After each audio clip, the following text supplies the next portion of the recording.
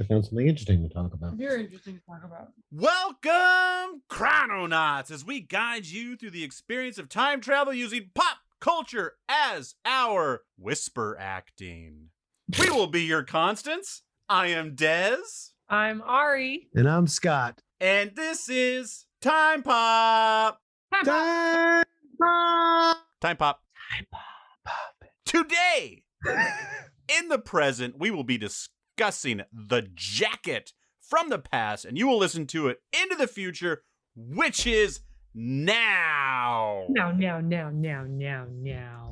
So we watched The Jacket from 2005, rated R, 1 hour and 43 minutes, directed by John Mayberry, written by Tom Bleecker, Mark Rocco, Massey Tejadine, starring Adrian Brody, Keira Knightley, Daniel Craig, Chris Christopherson, Jennifer Jason Leigh, Brad Renfro, oh my God, Mackenzie Phillips, an amazing cast of characters, and...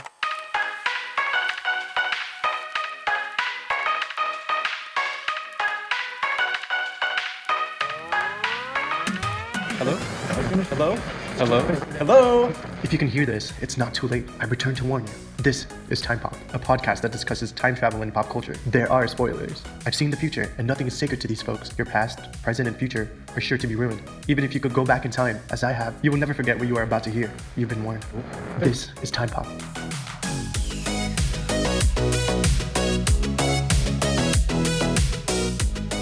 I guess Scott has something interesting to tell us, so... No, that's for later on. I'm not gonna... Fascinate me, Scott. Fascinate me. We're not even in... No, this is all other... We got to delve into this more. But this is a weird one because Ari and I literally just watched it. Like, we've never watched the movie and came right to the podcast. We're fresh. We're still in the drawer. Yeah. We are in the jacket in the drawer as we speak. It's kind of hard. Well, especially for my my research specialist. This really puts you in a tough spot to not be able to go out and Google a few things, which I'm sure you did some early Googling. Yeah. So I did quick Googling. Oh. So I'm not going to get into the thing. We'll talk about that later. But this is based off of a Jack London story from 1915, which is interesting. Scott, you know what they call a quick Google? Insta Google. A diddle. Oh. All right. So I diddled myself. You know what? I have an even better story to attach to your story. So we're going to stack our cool stories and just... Oh, I know what story you're... Okay, let's do it. You don't know what I'm going to say. I do. What? I came to this future from... I know what you're going to say. We talked about it. Go ahead. No, you left. You left my birthday party early. And this happened after you left. We finally had some fun and a fascinating conversation took place. What are you talking about? The Jacket. I'm talking about The Jacket. So The Jacket starts out like every movie from 1992 to 2005 started. When they wanted to be weird, they started with a vet. They're like, let's just scramble his brain in war, and then they'll believe anything because the poor guy went through hell in Iraq, so we can just mix our gumbo from there. And glitchy war shots with some up-tempo glitchy electronic music also. Green glitchy. Green glitchy, yeah. It was a lot of green glitch. So green. In the beginning, it felt like they were trying to be a horror movie. It was so spastic and like jump out, boo, scare you type of stuff. I actually saw a few things I looked up. It said it labeled this as a horror movie, which I don't think so, but yeah. I mean, it was disturbing. It was definitely suspenseful. So it's based on the Jack London story, The Star Rover, but the Star Rover story is based on him talking to someone that was at San Quentin, and he was talking about some of the torturous practices they had received. So I think that part is inspired by truth of, I guess, I don't know, the straitjackets probably, I don't know about the going in the drawers bit, but who knows? I was not there in 1915. Fun fact. So I was, at my birthday party, after you guys left, Kelly started chatting with Taylor and I started chatting with Jesse, and we just ended up kind of having some existential conversation, like we were just talking about love, life, and liberty, and kind of reaching other levels of consciousness, possibly naturally. And he started to tell me about this Jack London book called The Star Rover, where it was written about a guy who Jack London knew. Apparently Jack London spent some time in the queue too, which I didn't realize. I knew Jack London wasn't a fucking daisy farmer, but I didn't realize he spent some time at Quentin. And this guy talked about how, and you know, where truth ends and fiction starts, who knows, but rumor has it this guy, and this is what the book is about, he preferred to be in the straitjacket because the way they tied it on so tight basically cut the flow of oxygen to his brain in a way that gave him visions. And he started to enjoy these visions like you would a good dream or something, and so would therefore start to get himself in trouble so he could get thrown in the hole, so he could get the straitjacket put on, so he could go to his better life outside of the prison. So yeah, and so I was watching this movie so Jesse and I had that conversation, and then I was watching this movie, and about 45 minutes in, I went, wait a minute. And I did a quick Wikipedia search, and there it was in the first paragraph of Wikipedia, loosely based on the Star Rover. So yeah, I thought that was kind of a cool little connect. Jesse, by the way, everybody, is one of the hosts of the fascinating podcast Truth, Not Trends. Check it out. It's good stuff. Boom, baby. Yeah, in the original story, apparently he like saw past lives in the Jack London story. So that's where this differs, right? In this one, he goes to the future, and good folks and listeners, that makes this a very unique film. We don't get a lot of forward time travel. That's true. So that's exciting. Yeah. I mean, we're not seeing, Biff Tannen's casino or flying cars, but it's future travel. And that's very, we just got to take that doesn't happen to us often. So yay, everybody, future travel. Woohoo! We did it. Yeah, especially in a way that's just like, oh, it's just 15 years in the future. It's not like, 15 years in the future, society is doomed. Right. And we need to fix it. We need to save it. It's nothing but skeleton beaches.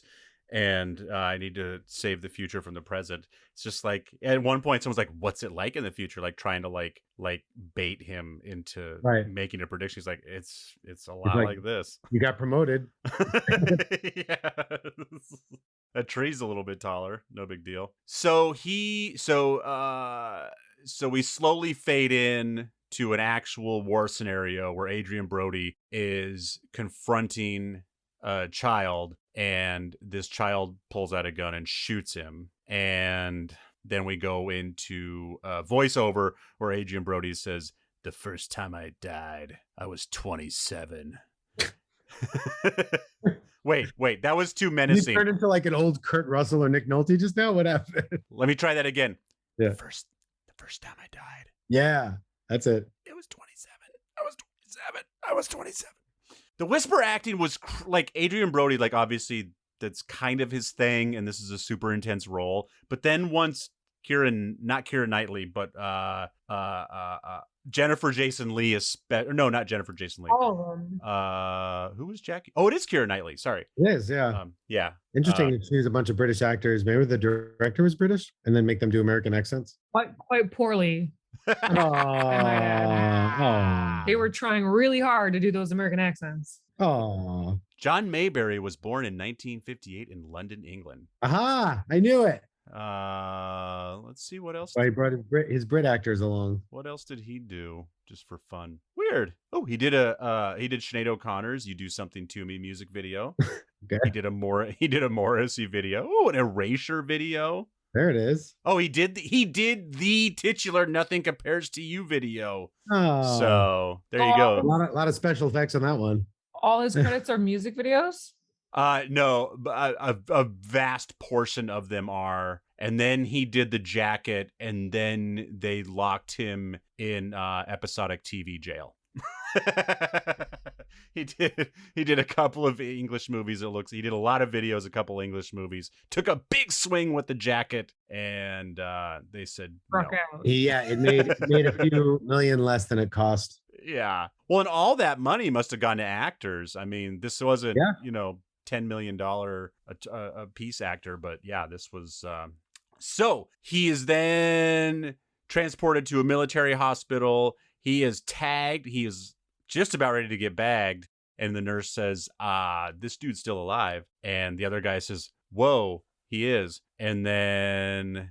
Yeah, I don't understand the significance of that. They kind of showed that it looked like he died or that he did die and then he came back to life. Was it that the first time that he went into the locker, into the drawer, and he just kind of saw visions of the war and things like that? Was he traveling back to that time to like become alive again, to stay alive? I don't know, Ari. I wanted to ask. That's our first question. Oh, wait a minute. That's really interesting. You're suggesting the first time he was in the drawer that he kind of sparked to the future and that's what kind of woke him up? Yeah, like that he That's really interesting. which would make this a loop, but because the first time he went in there, it was just like visions and like close up of the eyes and the war. Yeah, I like that. So real quick, Ari. Start over. So the first time he's in the drawer, he goes back 2 years. He doesn't really go anywhere. It's a quick flash. He flashes like for just a second. You see him on the table and yeah. And that might have been just the spark that woke him up when he kind of should have died. So he was there and he stayed alive. Oh. And it is a loop. And that goes into what I was going to talk about later about maybe a grandfather paradox happening here. And that actually supports that. So that's how I took it, that the first time he went in there and he traveled and he didn't really look like he went anywhere. It was just like he was having a trip. Yeah. He went to essentially save himself from dying that first time. Yeah. Not even intentionally. Yeah. It just happened. I like it. I'm going with it. I support it. So he is transported back into his body. And then shortly after that, well, I think it actually says 12 months. So is he doing a flashback for 12 months until he meets Jackie for the first time? He just flashes into his body for a second. To stay alive. Just enough to spark. Not on purpose either. Just, yeah. Yeah. Right. This just happened. And then it took him 12 months to recover from that. And then for some reason, he's walking somewhere, hitchhiking somewhere, and he gets... No, that was after, once he's awake, they show him in the hospital and they said, okay, you're released, whatever. But he has no memory because of the bullet in his head. And then he's released and then he's walking on the road. He has no memory after that? Right. For the recovery? Okay. That was part of it, is that he is like amnesia. You think they would have given him documents like, hey, you don't remember stuff. Here's things about you. Instead, they're just like, all right, here we go. Here's a ticket. Have a good time.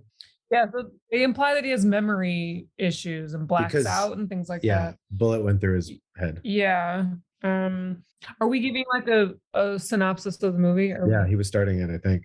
Yeah, I'm kind of working on that, but we are gonna, we usually end up jumping around a little bit anyways, but as this movie is jumpy, it will be more jumpy. They heal him up in the hospital. They send him on his way. 12 months later, he's just wandering down the street. Apparently he's from Vermont. So I guess they said he doesn't have any family ties. So the movie is just like, this guy is alone in the world and he's just walking down the road and he finds a broken truck and there is a woman and her daughter next to the truck. The mom is, I guess, on heroin. Like, she's nodding off. So was she drunk or on heroin? Yeah, either way. Because he's worried about keeping her awake. Because he's like, make sure your mom doesn't, make sure she stays awake. He eventually walks off and she apparently drives the fucking truck home with her daughter in it. So he fixes the truck. While he's fixing the truck, the little girl Jackie is talking with him and asks him if she can have his dog tags. He says, sure. And then mom wakes up. I have no memory. This is my only sense of identity. Sure, take my dog tag. Does she take them both? Yeah, he gives them both to her. Okay, because I couldn't remember, because very shortly after that he finds them, and then I thought he was holding, because at some point he holds them both up, and I couldn't tell if they were both from her chain or if he was carrying one around with him still. Part of what screwed him over with the court thing later is he had no identity, he had no ID, and he didn't know who he was. No, but they knew who he was. It's not they called him by name every time he's in the facility. I thought they said they couldn't find any like record of him or anything. No, they never said that. In the court case? Yeah. Well, and he might not have any record from his release of the hospital until this incident. No, he just had blackout. He just didn't remember anything from that incident with the cop being killed because he blacks out. He still knew who he was. Yeah, I think for the most part, he has bouts of amnesia. So even if there's a moment where he's not sure who he is in the long run. Well, he also blacked out because he got shot again. Yeah. Yeah. So apparently right after he helps these women, he hitchhikes. Dude picks him up, tells him it's cold as a witch's tit in a metal bikini doing push-ups in the snow. Good job. My new favorite phrase. If I had gotten picked up in a car and the guy said that, I would have been like, "You can just let me out here, buddy. I'm good. I can just walk." Well, I'm from Montana, so we know how cold witches' tits are. The the push-ups in the bikini is new to me.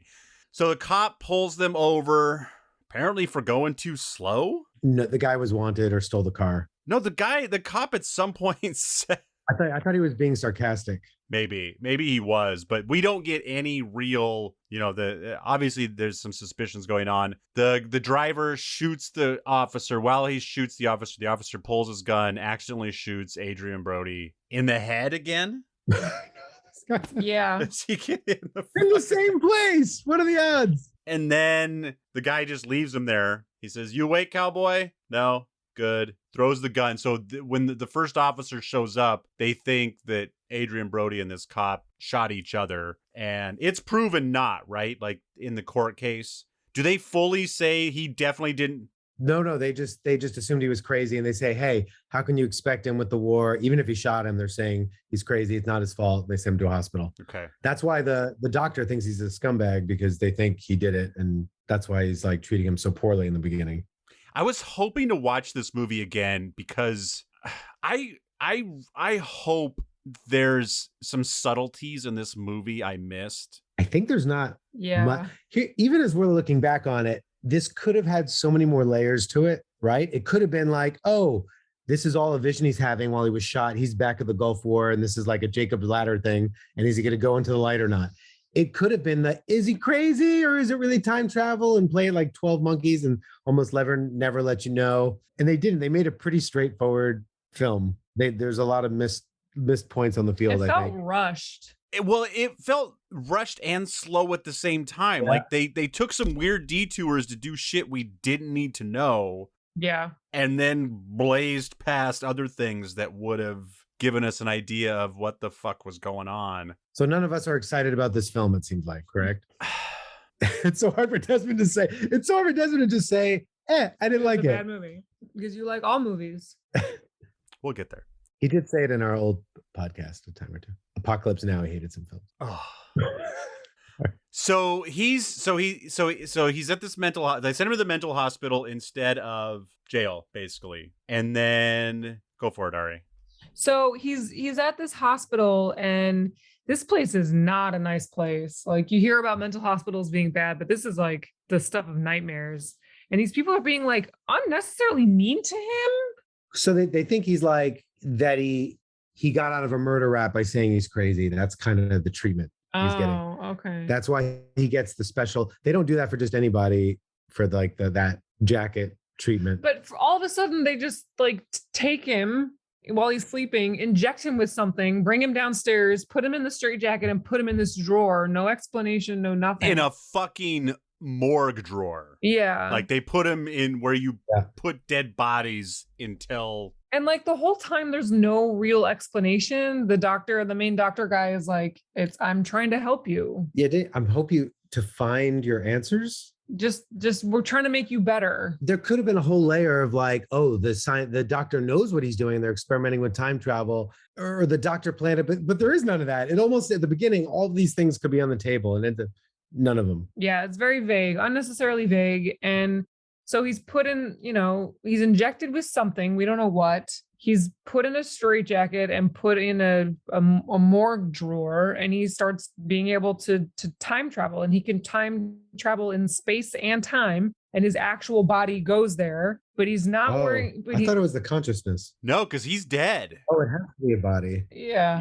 Yeah. But he's not in the straitjacket anymore, but he's in different clothes, but yet the one time when he had a head injury, he still was injured and bleeding. Anyway, so he travels and he meets Keira Knightley, right? Like pretty much one of the first times is he meets Keira Knightley, and she like. who is the little girl that he gave his dog tags to. Grown up, yeah. This is 15 years later. So right. eventually we find out that, and she's not doing well. Her life is pretty crappy. She's dark and miserable, and they have a nice moment. And I guess somehow it's Christmas Eve. She takes him back. Maybe some part of her kind of recognizes him, but not in a way that she realizes. And when's his birthday, Scott? His birthday? Yeah. Oh, is his birthday on Christmas also? Yep. when did it? Dog tags. Oh, Nice pickup. I didn't. Yeah. So all of the, and he didn't die on Christmas. He died a few days after. Yeah, and he's traveling 15 years into the future, and it's the exact same day. Like when it's Christmas Day, when he gets in the drawer, it's Christmas Day in 2007, and then it's the day after Christmas. Like time is moving at the same speed, correct? So yeah, if he was in the drawer all night, then he was Right. he was traveling all night. But then they kind of didn't really stick to that later on, because he was traveling with her for another all night long, but they didn't mention him staying in that drawer for another all night long. So they kind of abandoned that rule They later said he was on. asleep for a few days or a full day. So maybe he was supposed to be in the drawer the whole day. I think they did say it was 24 hours. So maybe that's the time that he was in night and the daylight. Yeah, I don't know. They might have stuck with it. It didn't seem like they were super strict with that rule. I am freaking out right now. Really? How long into the movie do you think it is before they put him in the drawer? Not long. Yeah, I felt like 23 minutes. I would have said 30. I think it was less than that. 13. Yeah, it's pretty quick. Like Wow.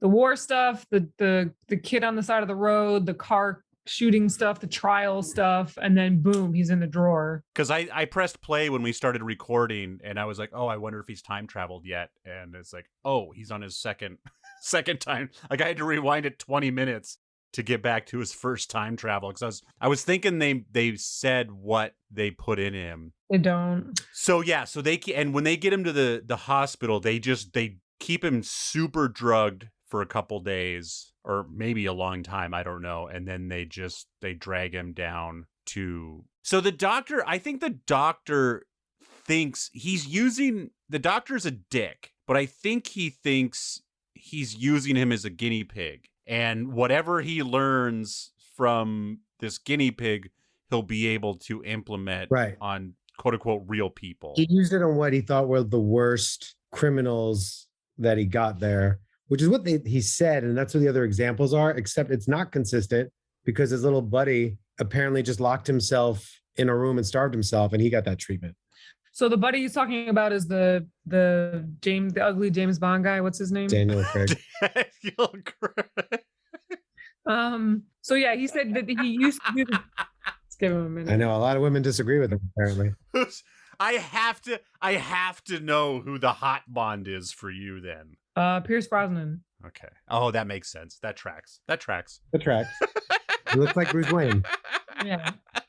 I'm sorry. I was like, oh my God, I hope Ari is a Roger Moore girl. I don't think anyone's a Roger Moore girl.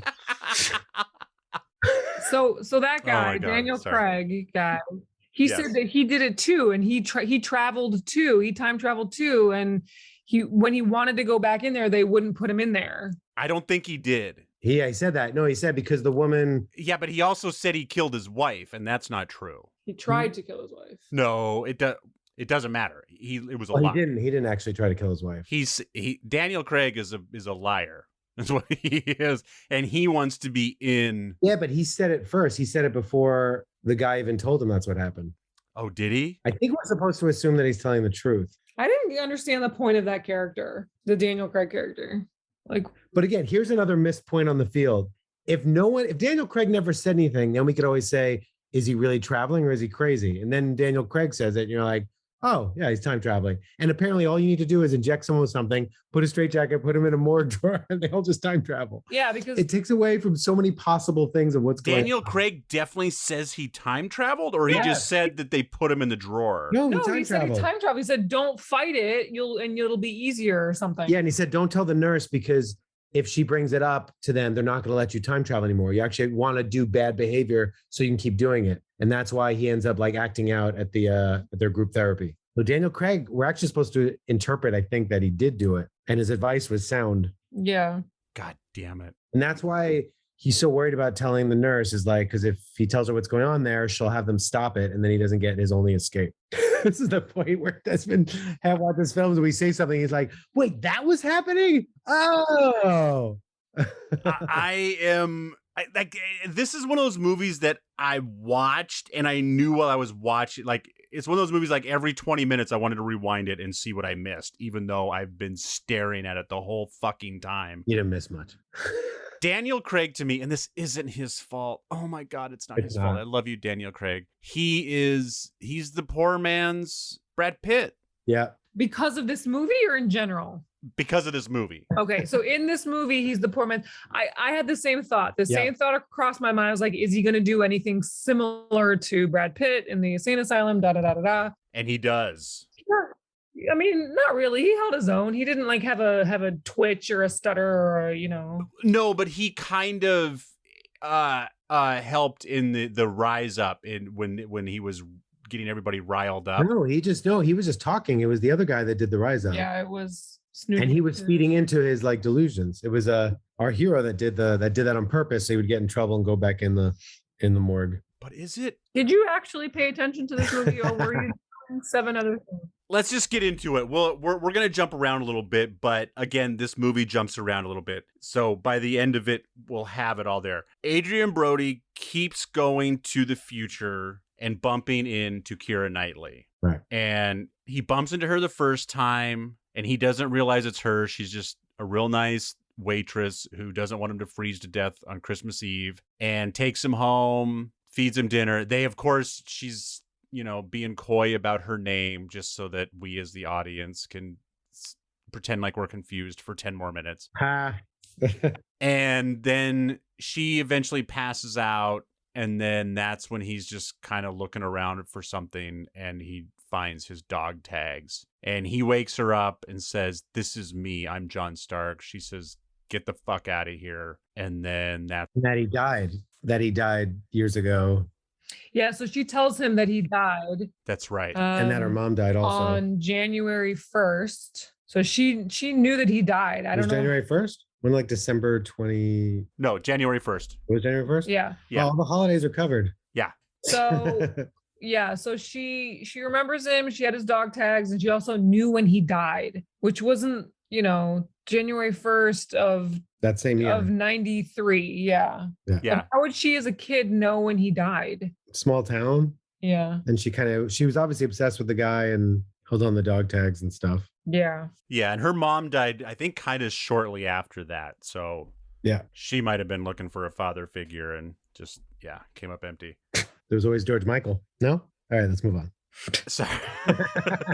So then he's all right. So yes, he's still in this life. He's kind of the doctor. Chris Christopherson and him are kind of button heads. Chris Christopherson, you can tell Dr. Becker, they mentioned some things. There was someone that was like a worse offender that I think like raped a child and tried to murder her. And he received this treatment and ended up dying because of it.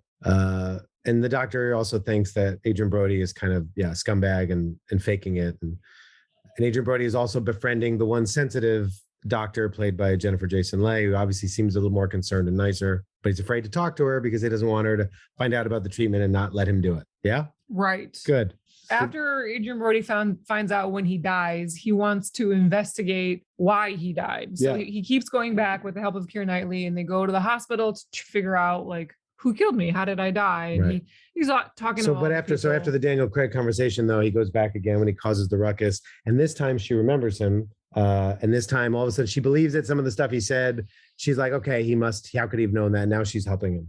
Right. I mean, he keeps going back. And do you want to like recap each one, or do you want to just touch on? Not that many times. Yeah, I was going to say, feel free to, what I'm trying to think if there's anything worth talking about when he's back in 93, but I mean, there's just moments of him trying to get back in the locker, basically. It starts getting significant that when he's in the future, he finds out some things that when he goes to the past. Oh, so yes, this is something we need to talk about from the past. So there is, come on, load. what's her name? The nurse.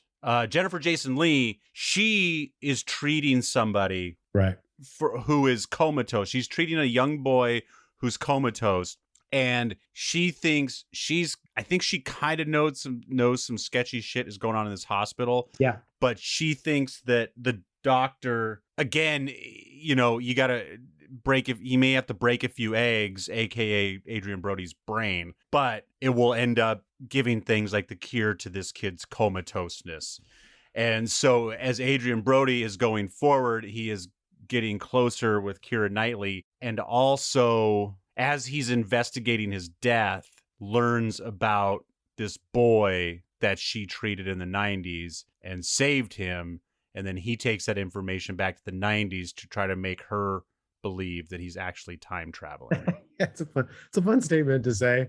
And Jennifer Jason Leigh in the future told him he was important in the past because he told her a way to solve the problem. And then when he goes into the future a second time, he finds out the thing, goes back to the past, lets her know, she fixes it, she believes him, and helps it happen. That's fun to talk about. It's a causal loop. Yeah. Is it for sure? Because it is. I think she treats the kid sooner because of the information he comes back with. Like, I feel like she would have shocked him in like the late 90s, but instead, based on the information he comes back with, she shocks him in 93 instead. She told him when he saw her in the future, she said, I remember him really well. It was really significant because he helped me solve this problem. Yeah, he was what he said. My most memorable patient. Right. Because of that. Right. So that is she solved it with him eventually. With the information. He helped me. She only solved it because he helped her. Yeah. She said his information, what he told me, helped me solve this problem. Which is a causal loop. Right. Whose information? The information she got from him, which he got from her. Well, he actually got the actual information from his girlfriend because she found it in the newspaper, just because it was in the future and she could research what that was. Right, but and then went back and told her. Right. She got the info because when he was with her. Yeah, he woke up. Because I get what you're saying, and that makes sense. But again, this movie being there's some loopholes. There's loopholes. Not a tight circle. I feel like it's not. What's that? Circle, and I'll talk about that in a little bit. But it's at least there is that causal loop effect happening where because of this he solved it, and because he solved that, I mean that's how she remembered him. See, this is one of those things that I feel like you guys are going to yell at me. There's a first time. No, you just can't think non-linear. Shh. Where she, after exhausting everything else she could to try to treat Babak, is that his name? It sounds good enough.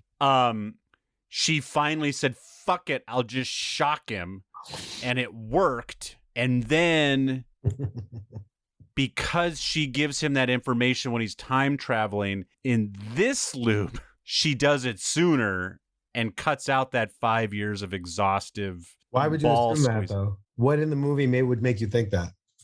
Or because you want to believe in linear time? Well, because the more we talk about this movie, the less I believe I actually watched it at fucking all.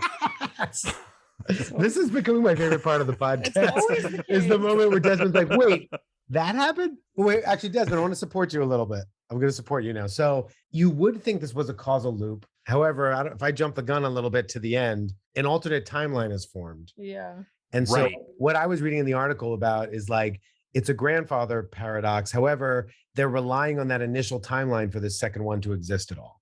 And in that second timeline, the first timeline is still happening. In that first timeline, he never goes back to it. And she's just waiting for him forever because he kind of came into this alternate branch that started. And this is my loophole. We'll get to that later of the fact that he changed things at the end. And that's also supports some of what Desmond's, it's not a full loop because he did change it. So it starts getting a little contradictory. The article that I read that throws out it's a grandfather loop with an alternate timeline is a little bit interesting. They need that first timeline for the second one to happen. I like that idea. Yeah. In general. But it's weird to have a grandfather paradox that goes off a different timeline. So relies on it. Are you saying grandfather paradox and causal loop are the same? Yeah. No.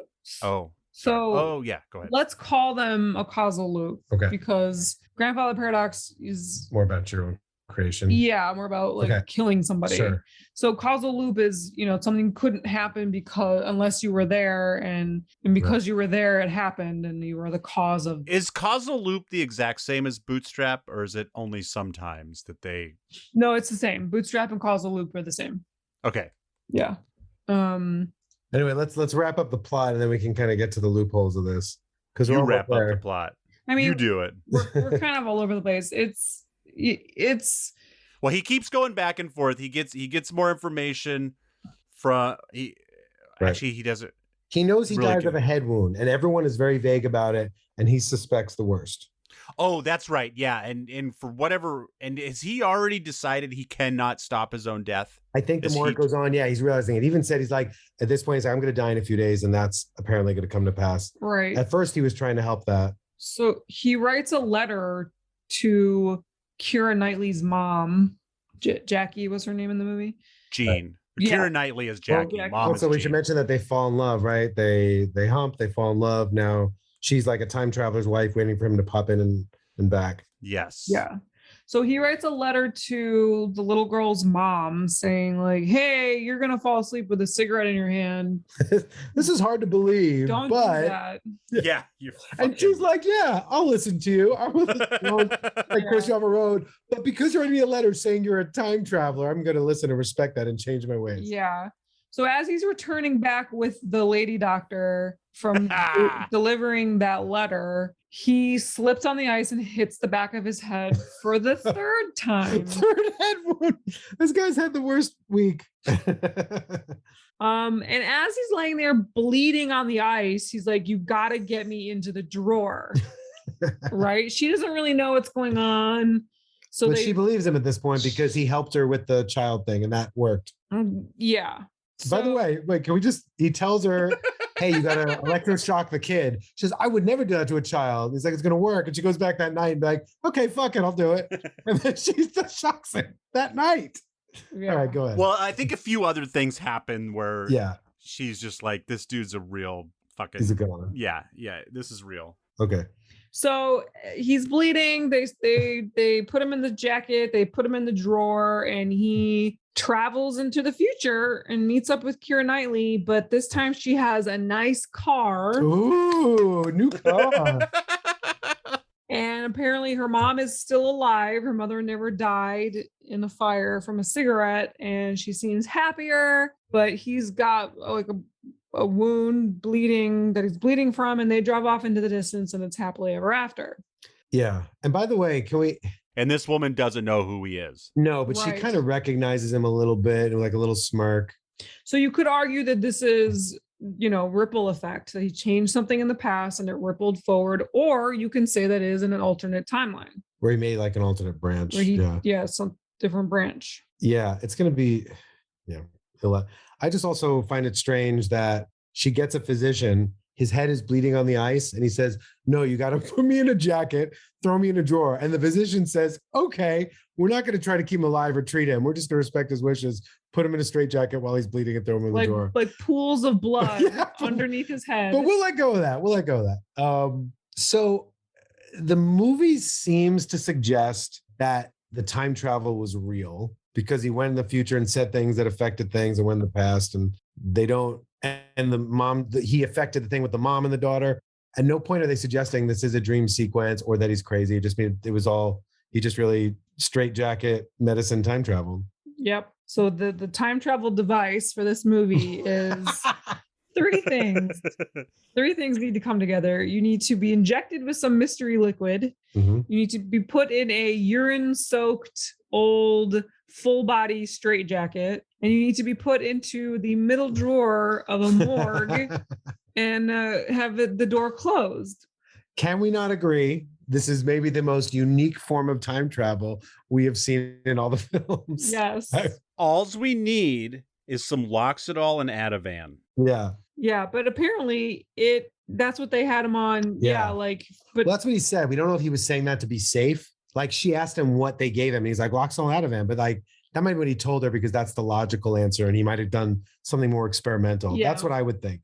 Well, and that might have been the pills he was popping when he was in his room and not the cocktail they gave him to. Oh, but it's not just like this guy had a special ability, right? Because it happened to the other guy. Because it happened to ugly James Bond guys. So a sedative and a straitjacket and a drawer. So anybody can do this. You just have to have those 3 things and you can time travel. And when you do, you travel in space and time. And it seems like you only travel going forward, but there was one moment where he went backwards to.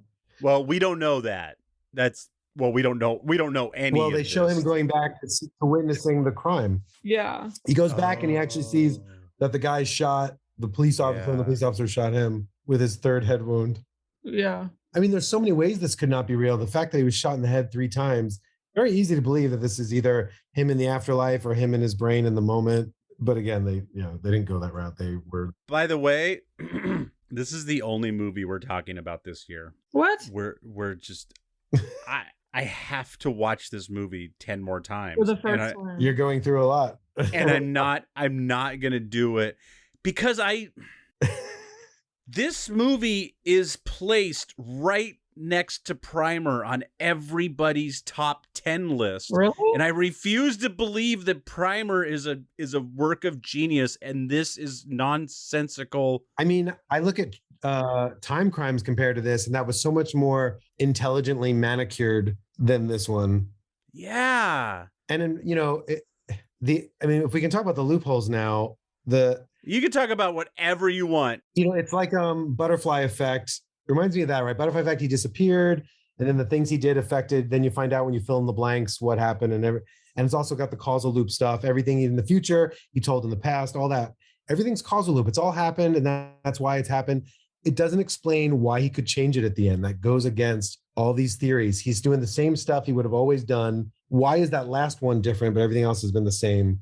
It doesn't make any sense to me. In all those other times, he never thought to do that same thing. And if he had stopped himself from dying, this could have all made so much more sense. Stopped himself from dying the first time he got shot? No, you mean the head wound? When he falls on the ice. Like if he had stopped that and then lived until 2007, where he would have been too old for her. Well, I mean, in his timeline, he met her at 8, so this is already getting really weird and gross. Right, but they're probably like around the same age when they meet. So in the original timeline where he died, right? They say you died from the head wound. No one says that though. She did. Yeah, they did. The girl. Oh, from the fall on the ice. Yes. Yeah. Yes. Right, so you died from a head wound. Yes. So in that timeline, maybe he did all those things and then he dies. So they don't put him in the drawer for the first time, we'll say. Like when he actually dies, right? They don't put him in that drawer. So the only thing that saves him is because he made them put him in the drawer and he was able to travel. Is that what we're saying? No. What do you say? So you said that he was able to do something different. If this was the thing that he did that was different, I guess they're suggesting the fact that he wrote the letter to her mother and be put in the drawer. No, he saw it. He saw it because he got put in the drawer. But maybe in the past he was still able to write the letter, but then he just died, and she just went on and had a great life. No, but then the mother lived this time. In the past, in the other timeline, the mother died, so he did affect. Even if he died, the mother lives. So that's already a different. The girl has a different. The letter has already been passed. The letter and the being put in the drawer. Right. The drawer doesn't even matter after he passes the letter. Right. The drawer, him being put in the drawer at the end when he's dying, is only so he can see the effect he caused. So he can be happy that his little ruse worked. And he lives on, right? He doesn't live on though. He does. His body in the past dies, and now he's in the future, and he gets to live happily ever after with Keira Knightley. No. What do you mean no? He disappears. He didn't disappear. In the past, he disappears. In the past, he disappears. Now he's in the future. His past body dies, and he is now consistently in the future with Keira Knightley. Oh my fucking God. They have a happy ending. She's like, hey, I'll drive you to the hospital because you got your head wound. And they're running off, and he's like content. And they could have handled that better. They could have showed him dying and show that he's there, but they could have handled a lot of things But better. he's not in two places at the same time, right? Right. When he's in the drawer and he travels, his body's not in that drawer, right? Because when he was in the back seat of the car and then he just disappeared. Yeah. So his body can't be in two places. So he actually physically travels. It's funny. The review I was reading was talking about it being consciousness traveling, but it's not. You're right. Because Yeah. a new body appears in the future. Yeah. It's not there. So it is not consciousness. And he also gets different outfits, which doesn't make sense. Yeah, the clothes. The time and space thing also don't make sense. He could go to Tahiti. Yeah. And they also didn't go into like him going into the drawer and having an intention and saying, I want to go to this time. He just happened to go 2 days later. He just happened to see the past. That's why I think, yeah, whatever the little past jumps are, those are like memory leaks. I think when he's going forward and seeing Jackie, that is like a 1-to-1. Like Christmas Day in 1993 is Christmas Day in 2007. And then the day after Christmas in 93 is a death. And he keeps getting put in that drawer every day for a week. But he doesn't wake up in the drawer. He wakes up in different places. He's outside the diner. He's inside her car. Yeah, when he travels. He travels in time and space. But it's okay. He's intending to. I think the movie just never took it. They never showed him going, okay, December 27th, 2000. Like he just happens to. Yeah. This movie is so dumb. It's missing some things. Yeah, it's not, it didn't quite get it. Oh. So it's like magical. It's like a magical time travel. If it was going to be a mystery one, be a mystery one. But if you're not, then you should spell things out. And you should say he dies in the past, now he lives in the future. You should say he has an intention of which time to go to. So I think the story is trying to suggest he's trying to stop himself from dying. Somewhere in there, he falls in love. I don't think he is. Well, originally he was. That's why they started investigating. And then he figured, that's right. I can't change that, but I can make her life better. And that's like the noble thing. Yeah. Since it just hit me, like the way it faded out last night, and I watched this really late last night, so as soon as it faded, I just turned it off. I probably missed that last line that says, how much time do we have? The fact that he stays in the future is now infuriating to me. Wow. Why? It's fucking, it makes... It's a Hollywood ending. It makes no sense. See, and this is why if he had stopped his death in the past, and then in the future we realize he actually is 15 years older, which would have made him older, but not gross, you know. I mean, he's already probably 15 years older than her now. You know what? We're at least 30 years older. I crossed the 25-year gap a long time ago, so maybe I'm biased. That's a different podcast. That's a way different podcast. And then, like, yeah, somehow, like, we realize as the audience that we've been seeing Adrian Brody from the 90s, but it's actually, she is seeing Adrian Brody 15 years older in 2007. And then we get that reveal that, like, he's just been more Ashton Kutcher astral projecting. But then again, I guess then Jackie, it would have been more different for Jackie because she would have always been with Adrian Brody and would have just always been wondering which one she's dealing with. This movie is not scientifically based. It's almost say mysticism, magical, but it doesn't even have like a magic. It's so random. If they would have gone into, like transcendental, like when you're in this place, you get in a meditative state, you lose oxygen, you can't move, your mind can leave its body. That would have at least had some basis of something for it. They just go into, no, you're in a straitjacket in a drawer and you just time travel. Yeah. And it's without any, it's a medicine and a straitjacket. That like if they had gone into like as a practice, that would have been cool if you met a fellow inmate and be like, look, only you survive here is you can escape in your mind. And here's a practice. And when you go in there, and then somehow he was able to like meditate and like go into other bodies, or like you said, form a hologram in the future or something. That might have even had more of a base to it.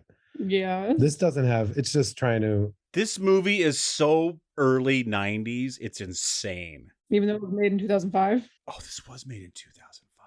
Oh, this movie's terrible. Wow. This movie is Desmond admits it. terrible. It's official. I mean, we've seen worse on Rotten Popcorn, but yeah, it has a soundtrack from Brian Eno, which should have been more exciting. I thought the soundtrack was terrible. He's like an ambient noise dude. He had some moments. It was noise. That's exactly what it was. Oh.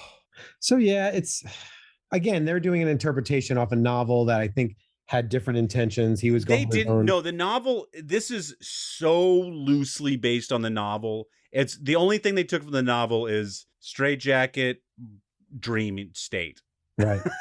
Like that's it. Yeah. And I don't know, maybe it goes a little bit deeper than that, but I fucking hate this movie. Whoa. And I'm really, but I am going to watch it again because the only time travel form more random is About Time, where he just goes into a closet to do it. But at least you could say it's a vortex. It's a portal. It's a genetic anomaly that right. It's a magical genetic, which at least has a logic to it. Yeah. Even with, and they explain it. This is just like anybody can do it. You just need these 3 things. Yeah. I have a hard time with like, this is how the time, it's causal because he did this and then he just changed it. But also, if you are dying, why does traveling into the future prevent you from dying? Like, if that's the way you die, your body is somewhere else. Well, because if you can if you can exist in a time where you're not supposed to, you must feel like you can. Your matter's already there. It's not like It's not like if he was like Desmond said, if he lived it and then it was erased, but it was based upon living all that time, then he would be erased from history. But if it's just like a projection of other time that he never lived in anyway, he's there. Yeah, but it's not a projection. His body travels. It's a physical projection. Right? So if you're dying, like that's the moment that killed him. If he's dying, why does traveling to the future with this medicine and all the stuff prevent you from that death? Well, if you can, it gives you the information to hopefully. Oh, I see what you're saying. Timeline. Yeah, he moved into an alternate timeline. But he still had the blood on his head. I can understand if where did the new outfit come from? Yeah. Why is he not in a straitjacket in front of the restaurant?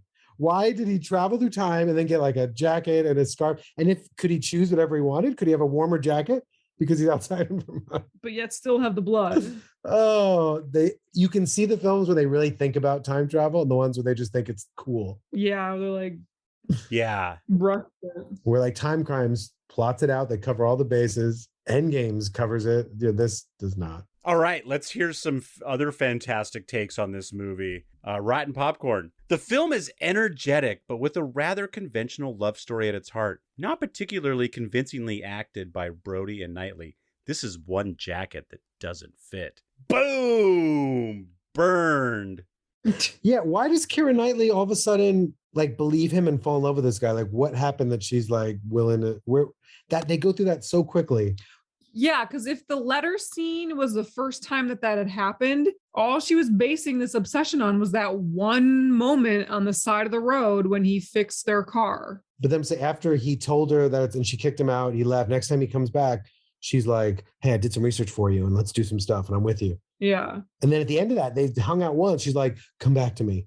And he puts his arm around her and they've hung out like, it's very weird. Yeah, it's weak plot. All right, here's one more great one. Tejenin seems to draw inspiration from 2 books, 10 Ways to Copy 12 Monkeys, a far inferior read to 10 Ways to Write 12 Monkeys, and Common Sense, a Stranger. Burn. Yeah, I guess you could say that it is kind of similar to 12 Monkeys. He's in an insane asylum and he's able to travel. Yeah, is he crazy or is he not? But in 12 Monkeys, he goes to the past, right? Not to the future. Right. Well, and in 12 Monkeys, they make it obvious that his body is going there. Yeah. Like they make it make sense that. Yeah. It reminds me of Butterfly Effect a little bit too, of like trying to make it better for your partner and all that stuff and filling in the gaps. Sorry, I'm just looking up something real quick because I know we won't actually ever talk about this movie again. I need to get it all. Are you going to watch it again anyway? I am. I just want to see if there's just like a quick little see what some other people's theories are. I feel like I don't think it's the worst time travel movie ever. I feel like we've seen worse clunkers, but it doesn't give you a lot to work with. I think that's where it is the worst. I think as a sappy, weird love story of 2 people trying to find any way to stay together, it's kind of touching. But as a time travel movie, it's just like, it doesn't even try. Desmond, that list you sent me, it had the jacket as number 36. That makes you feel better. 80 time travel movies or whatever, or 50. Yeah. So it's not super high on it. All right. So I can't believe he survives 3 head wounds, like 2 bullet holes in his brain, and then enough to fall in the ice on his head to bleed it out. To bleed a lot. What? If you're bleeding that much from your head, that's really bad. Also, can we talk about the over-the-top eye imagery in the film? Oh God. Lots of eyes and time traveling through eyes and seeing through eyes and close-ups of eyes.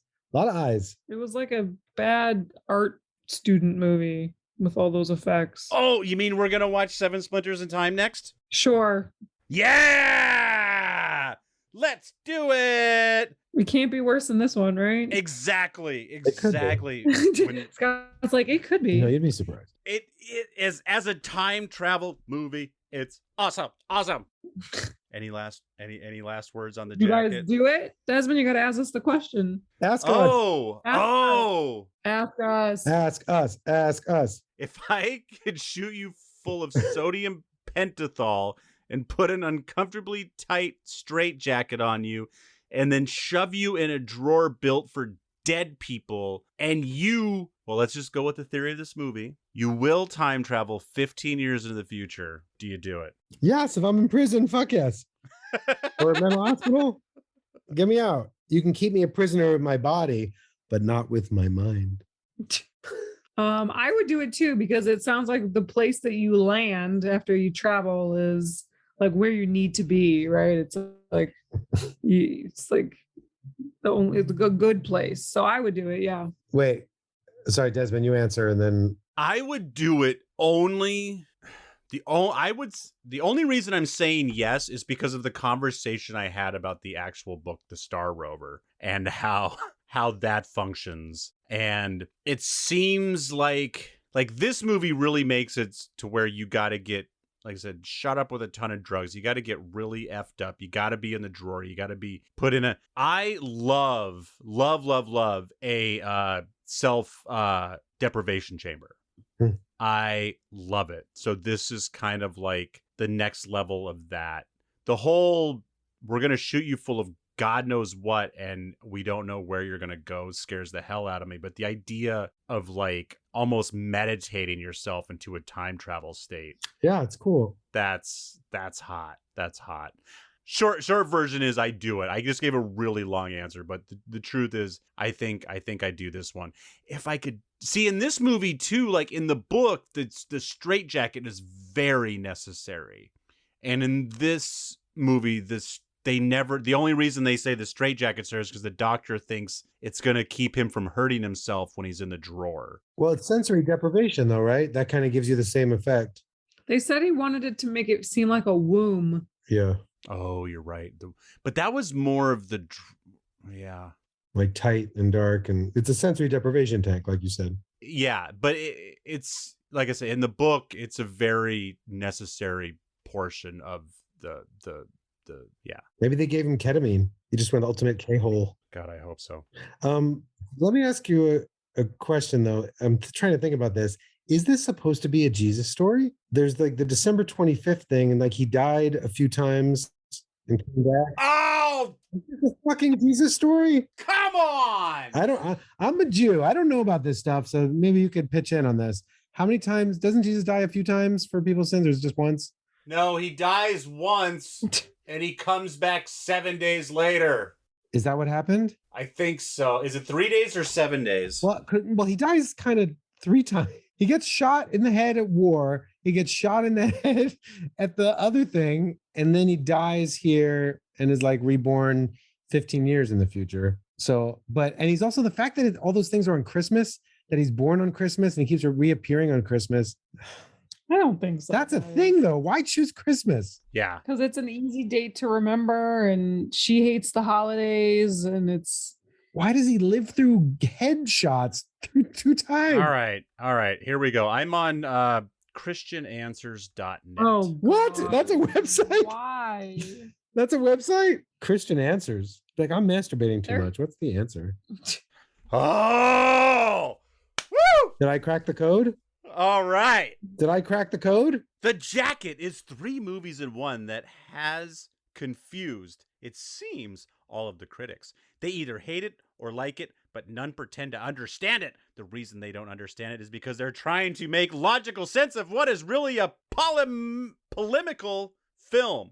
Polemicist, a writer who argues in opposition to the others, especially in theology. Oh. A writer who writes an argument to theology? Or for? Are you finding out anything, or you just...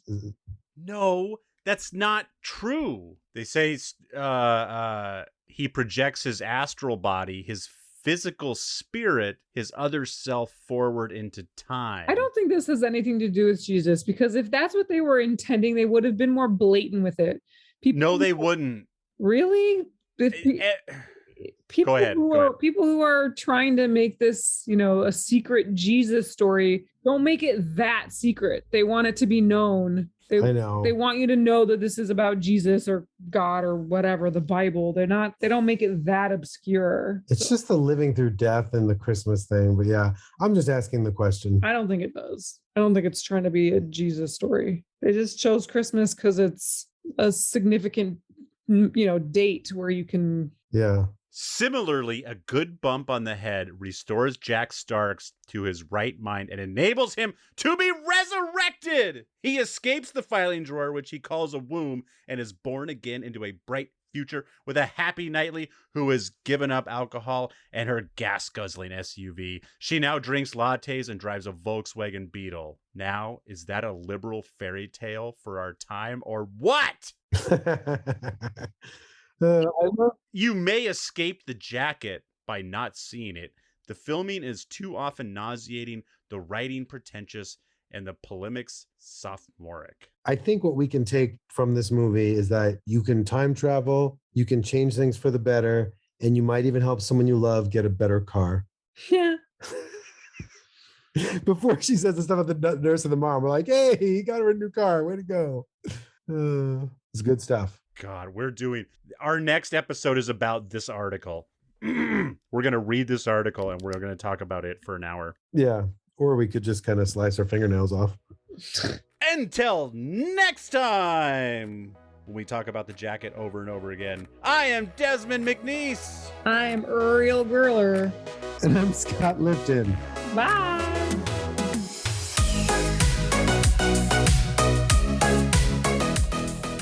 And if you're a fan of podcasts in general, please check out whatsoundsawesome.com for the We Mixed It lineup. We have a great fitness podcast. You're thinking to yourself, you know what? I don't want to lift weights. I'm happy the way I am. You know what? You should still check it out. There's great interviews with awesome people. Jesse and Liam are fun to listen to. There's great nutrition advice and just no nonsense fitness related ideas. Your body's all taken care of. You want to deal with your brain a little bit. Check out all the answers for all of your comedy spirituality needs. Do you like fart jokes? Do you like to be spiritual? Then all the answers is for you. Katie and Cassidy laugh a little, love a lot, cry sometimes. Have you seen the new Amazon show Wheel of Time and are wondering what the hell is going on? I need more info so I can suss this out. Check out Thank the Light, the Wheel of Time podcast by me, my hetero life mate Justin. He is a longtime fan of the book series. I am new to it. We help you break down every episode with just a little bit of extra book knowledge. We're trying not to spoil too much, but Justin will just sprinkle some breadcrumbs to make a few things make sense, give you a reason to keep coming back to the show. We're obviously going to have a big off season to fill, so we're going to do some fun episodes. We're going to do some character breakdowns. It's going to be great. Are you brave? Could you use just a little bit of courage by listening to other people's brave stories of how they have survived difficult life situations and come out smiling on the other end? Check out the Be Brave podcast. Kara and Patty interview awesome women who are simply brave. And it is great. If you are a fan of awesome people, check out the Be Brave podcast. whatsoundsawesome.com.